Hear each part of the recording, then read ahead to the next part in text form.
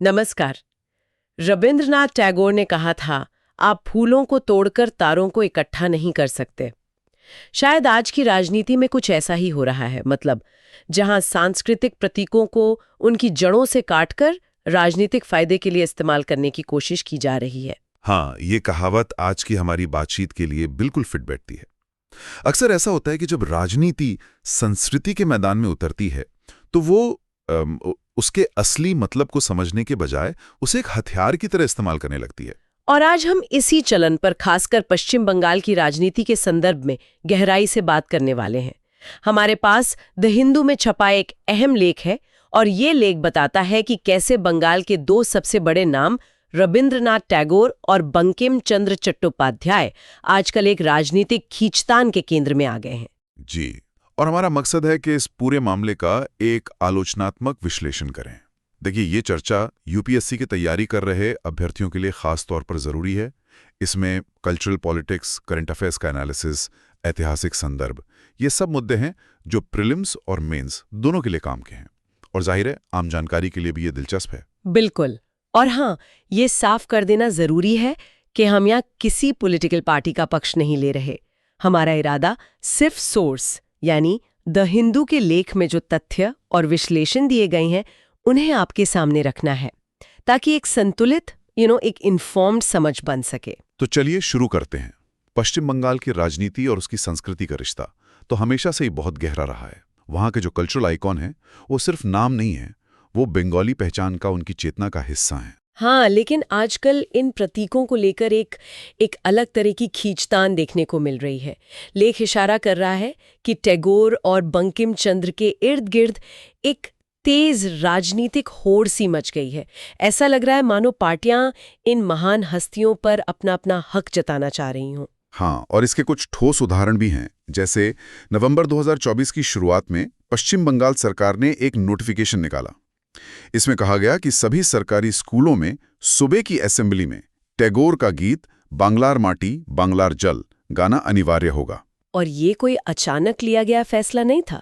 इससे पहले दिसंबर 2023 में इसी गीत को पश्चिम बंगाल का राज्य गान भी घोषित किया गया था और ये भी कहा गया था कि सारे सरकारी कार्यक्रमों में इसे राष्ट्रगान के साथ बजाया जाए। और लगभग इसी समय, मतलब करीब करीब साथ में ही, केंद्र में जो भाजपा सरकार है उन्होंने बंकिम चंद्र चट्टोपाध्याय के लिखे वंदे मातरम के 150 साल पूरे होने पर एक कार्यक्रम रखा।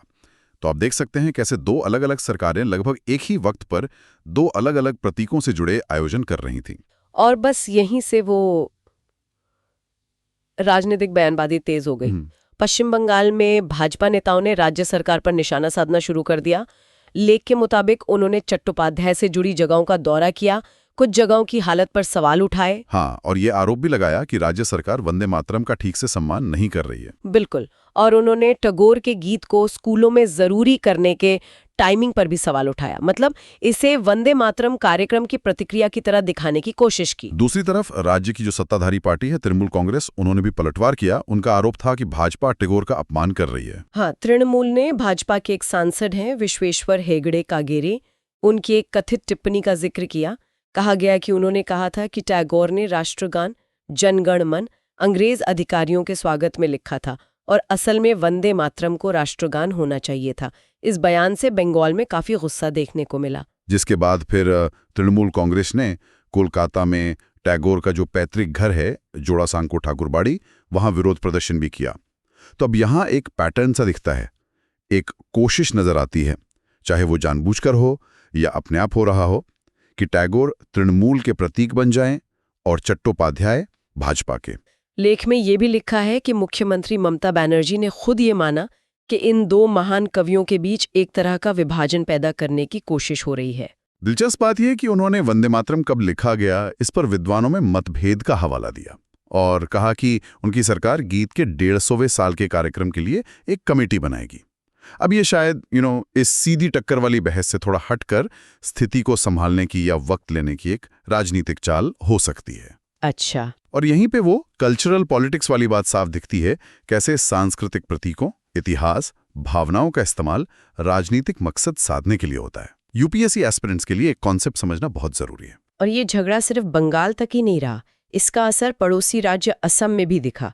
वहां मुख्यमंत्री हेमंत बिस्वा शर्मा के कहने पर एक स्थानीय कांग्रेस नेता पर केस दर्ज कर लिया गया। क्यों? क्योंकि उन्होंने टैगोर का गीत अमर सुनार बांग्ला गाया था। हाँ, और ये वही गीत है जो बांग्लादेश का राष्ट्रगान है। इस बात पर कोलकाता में बहुत तीखी प्रतिक्रिया हुई। बहुत से बुद्धिजीवी, शिक्षाविद, आम नागरिक सड़कों पर उतर आए और उन्होंने असम पुलिस की कार्रवाई के विरोध में यही गीत गाकर प्रदर्शन किया। इसने बंगाली अस्मिता और टैगोर से जुड़े जो इमोशनल तार हैं उनको और छेड़ दिया। तो कुल मिलाकर जो बहस पहले कभी कभार हाशिए पर सुनाई देती थी, जन गण मन बनाम वंदे मातरम वाली, वो अब पश्चिम बंगाल की मेन स्ट्रीम राजनीति का हिस्सा बन गई है, खासकर 2026 के विधानसभा चुनावों को देखते हुए। हाँ, ये स्थिति कई सवाल खड़ी करती है। देखिए, बंगाली मानस और संस्कृति में टैगोर का स्थान तो बहुत ऊंचा है, अद्वितीय है, इसमें कोई शक नहीं। लेकिन बंगाल का जो साहित्यिक और सांस्कृतिक आकाश है वो इतना बड़ा है कि उसमें बंकिम चंद्र चट्टोपाध्याय जैसे दूसरे महान लोगों का भी अपना महत्वपूर्ण और सम्मानित स्थान है। लेख का विश्लेषण कहता है कि भाजपा ने बहुत सोच समझकर रणनीतिक रूप से इन दो कवियों के बीच की बहस को हवा दी है। एक ये सलाह भी देता है कि तृणमूल कांग्रेस को इस जाल में नहीं फंसना चाहिए, खासकर तब जब पश्चिम बंगाल सरकार खुद जनसंघ के संस्थापक श्यामा प्रसाद मुखर्जी समेत राज्य के दूसरे बड़े प्रतीकों का भी सम्मान करती है। ये वाकई बहुत दुर्भाग्यपूर्ण है कि जिन लेखकों की रचनाओं ने हमारे स्वतंत्रता संग्राम को प्रेरणा दी, आज उन्हीं को राजनीतिक फायदे के लिए एक दूसरे के खिलाफ खड़ा किया जा रहा है। दोनों ही रचनाएं, जनगणमन और वंदे मातरम, देशभक्ति और राष्ट्रवाद की गहरी भावना से जुड़ी हुई हैं। और मजे की बात यह है कि इतिहास तो इस बंटवारे की कोशिशों से बिल्कुल उल्टी कहानी कहता है ना? बिल्कुल। लेख कुछ ऐतिहासिक बातें याद दिलाता है जो आज के इस बनावटी बंटवारे का खोखलापन दिखाती हैं।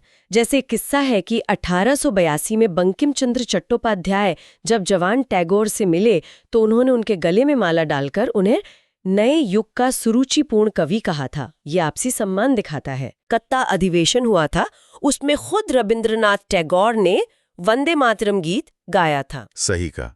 ये ऐतिहासिक बातें बताती हैं कि राष्ट्रगान जनगण मन और राष्ट्रगीत वंदे मातरम की तुलना करना या उन्हें एक दूसरे के सामने खड़ा करना कितना बेकार है।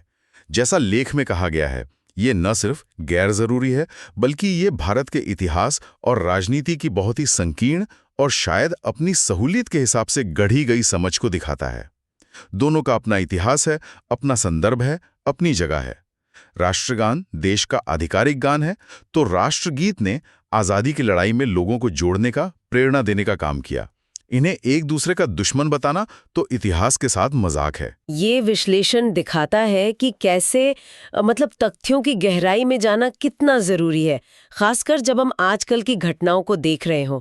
यूपीएससी मेंस में जवाब लिखते समय यही क्रिटिकल एनालिसिस और ऐतिहासिक संदर्भ देना अच्छे नंबर दिला सकता है। निश्चित रूप से आइडियल सिचुएशन तो यही होती कि जिन कवियों और लेखकों की रचनाओं ने हमें आज़ादी दिलाई वो इस राजनीतिक खींचतान से ऊपर रहते, पर असलियत तो अलग है। फिर भी जैसा सोर्स इशारा करता है, राजनीतिक दलों और नेताओं से कम ये उम्मीद तो की ही जानी चाहिए कि वे हमारे सभी राष्ट्रीय प्रतीकों का सम्मान करें और उन्हें बांटने की कोशिश ना करें। हाँ, क्योंकि एक ऐसे माहौल में जहां समाज में पहले से ही इतने सारे मुद्दों पर बंटवारा दिखता है, वहां सांस्कृतिक प्रतीकों का इस तरह राजनीतिकरण करना, उन्हें अपना या पराया बनाने की ये कोशिशें हमारी दरारों को और गहरा ही करती हैं। ये हमारे देश के सामाजिक ताने बाने के लिए कोई अच्छी बात नहीं है। तो इस पूरी बातचीत का निचोड़ क्या निकलता है? हमने देखा कि कैसे पश्चिम बंगाल में सांस्कृतिक प्रतीक, खासकर टैगोर और चट्टोपाध्याय, राजनीतिक दलों के लिए एक खींचतान का मुद्दा बन गए हैं। हाँ, हमने ये भी समझा कि राज्य और केंद्र सरकारों ने क्या कदम उठाए, राजनीतिक प्रतिक्रियाएं क्या रहीं, और ये जनगण मन बनाम वंदे मातरम वाली बहस कैसे मुख्यधारा में आ गई, उसके पीछे क्या कारण और संदर्भ हैं। और सबसे जरूरी बात, हमने ये देखा कि इस पूरी प्रक्रिया में कैसे महत्वपूर्ण ऐतिहासिक तथ्यों और संदर्भों को नजरअंदाज किया जा रहा है और इस तरह का बंटवारा कितना नुकसानदायक हो सकता है। यूपीएससी अभ्यर्थियों के लिए इस चर्चा से कई जरूरी बातें निकलती हैं। पहली, कल्चरल पॉलिटिक्स को समझना, कैसे संस्कृति, प्रतीक और इतिहास राजनीतिक हथियार बन जाते हैं। ये GS mains paper 1 culture and society और पेपर 2 पॉलिटी दोनों के लिए जरूरी है। दूसरी बात, क्रिटिकल एनालिसिस, अखबारों और लेखों को, जैसे द हिंदू का ये लेख, सिर्फ पढ़ना नहीं बल्कि उनके तर्कों को, उनके संभावित झुकाव को और उनके नतीजों को समझना, ये मेंस में उत्तर लिखने की नींव है। और तीसरा पॉइंट क्या है? तीसरा है ऐतिहासिक संदर्भ का महत्व। आजकल की कई बहसें इतिहास की अधूरी या गलत जानकारी पर टिकी होती हैं।